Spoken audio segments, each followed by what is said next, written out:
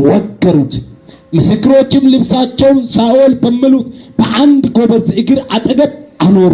እስጢፋኖስም ጌታ ኢየሱስ ሆይ ነፍሴን ተቀበል ብሎ ሲጠራ ይወግሩት ነበር።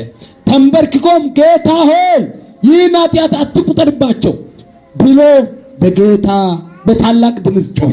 ይህም ብሎ አንቀላፋ። ሳኦል በእርሱ መገደል ተስማምቶ ነበር። የሳኦል ልብ በእስጢፋኖስ ንግግር ተነካ። ከዛ በኋላ ነው ጌታን የተቀበለው ሳኦል። ደህና ናችሁ? አየህ፣ እስጢፋኖስ ሲወገድ ሲመታ የሚያደርጉ አያውቁምና ይቅር በላቸው እንድል ያደረገው ምን እንደሆነ ታውቃላችሁ? ሁለተኛው አይን ነው የተገጠመው። ይሄኛው አይን አይደለም። ይሄ ሲያምህ ያለቅሳል። ይሄ ሲያምህ ያለቅሳል። ስትወጋ ያለቅሳል። የሚወጉትን ሲመጡ ለመከላከል ታያለ። በዚህ አይን የኛው አይን ግን የሚወጉትን የሚያደርጉ አያውቁምና ይቅር በላቸው ይላል። የመጀመሪያ ጊዜ መጽሐፍ ቅዱስ ላይ የኢየሱስን ንግግር የተናገረው ማን ነው?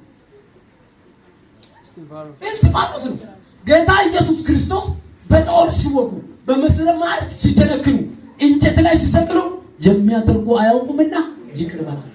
ይሄኛው ንግግር በእስጢፋኖስ አፍ ትሰማላችሁ። ወዳጆቼ አልፋችሁን ለማየት ትፈልጋላችሁ?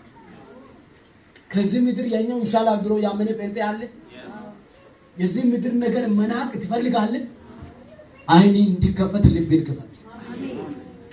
አለዚያ ምድር የሸተትክ ነው ዘመን የሚያልቀው። እኔ ደግሞ ምድር እንድትሸት አልፈልግም።